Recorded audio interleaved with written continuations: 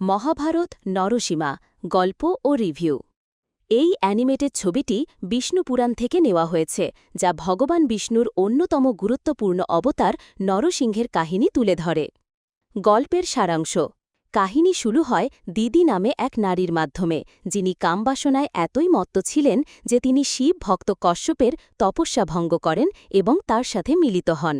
এই সম্পর্ক থেকে দিতি দুটি শাপগ্রস্ত দানব সন্তানের জন্ম দেন, যাদের নাম রাখা হয় হিরণ্যক্ষ এবং হিরণ্যকশিপু।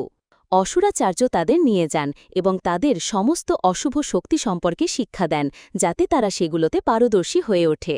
সময়ের সাথে সাথে উভয় ভাই অত্যন্ত শক্তিশালী হয়ে ওঠে, এতটাই যে কেউ তাদের সামনে দাঁড়াতে পারত না। একসময় তারা অসুরকুলের শ্রেষ্ঠ হয়ে উঠলে অসুরাচার্য তাদের জানান যে তাদের কুলের সবচেয়ে বড় শত্রু হলেন ভগবান বিষ্ণু। এই কথা শুনে দুই ভাই মিলে স্বর্গলোকে আক্রমণ করে দেবতাদের হয়রানি করতে শুরু করে, যাতে বিষ্ণু যুদ্ধে নামতে বাধ্য হন। স্বর্গলোকে তারা তাণ্ডব চালায়, কিন্তু বিষ্ণু তাদের সামনে আসেন না। এরপর হিরণ্যক্ষ পৃথিবীর দেবীকে অপহরণ করেন। পরিস্থিতি হাতের বাইরে চলে গেলে ভগবান বিষ্ণু তার তৃতীয় অবতার বরাহের রূপ ধারণ করেন এবং যুদ্ধে হিরণ্যক্ষকে বধ করেন। যখন হিরণ্যক্ষ জানতে পারে যে বিষ্ণু তার ভাইকে এত সহজে হত্যা করেছেন, তখন সে বুঝতে পারে যে বিষ্ণুর সামনে সে কতটা দুর্বল। এরপর সে নিজেই ভগবান হওয়ার সংকল্প নেয়। এর জন্য সে দিন-রাত বহু বছর ধরে এক পায়ে দাঁড়িয়ে ব্রহ্মদেবের কঠোর তপস্যা করে। অবশেষে ব্রহ্মদেব প্রকট হয়ে বলেন, কশ্যপ পুত্র হিরণ্যকশিপু, বলো কি বর চাও? হিরণ্যকশিপু বর চায় যে তাকে যেন দিনে বা রাতে, ঘরের ভেতরে বা বাইরে, আকাশে বা মাটিতে কোনো অস্ত্র শস্ত্র দিয়ে হত্যা করা না যায়। হিরণ্যকশিপু বহু বছর ধরে কঠোর তপস্যা করায় ব্রহ্মদেব তথাস্তু বলে তাকে বর দেন। এই বর পেয়ে হিরণ্যকশিপু অহংকারে পাগল হয়ে যায়। সে স্বর্গে গিয়ে ইন্দ্রকে দাস বানিয়ে নিজেই স্বর্গের রাজা হয়ে বসে।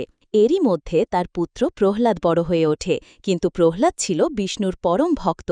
সে অন্যান্য অসুর শিশুদেরও সততার শিক্ষা দিত এবং সবাইকে বলত যে বিষ্ণুই এই বিশ্বের সৃষ্টিকর্তা।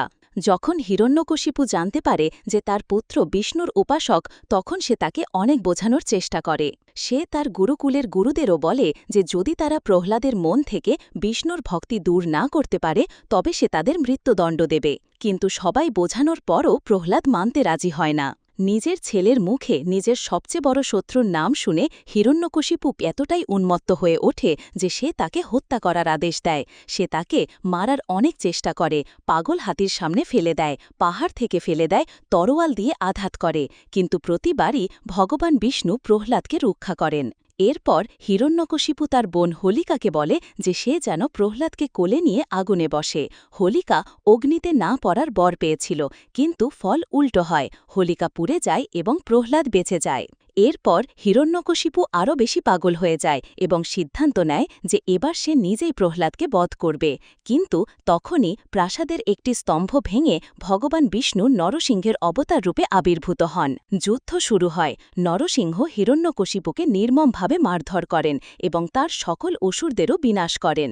হিরণ্যকশিপু বুঝতে পারে যে সে বিষ্ণু থেকে বাঁচতে পারে, কিন্তু তাকে কখনো হারাতে পারবে না। তাই সে যুদ্ধ মাঝপথে ছেড়ে পালিয়ে যায়। কিন্তু নরসিংহ এক মুহূর্তে তাকে খুঁজে বের করেন এবং প্রাসাদে নিয়ে আসেন।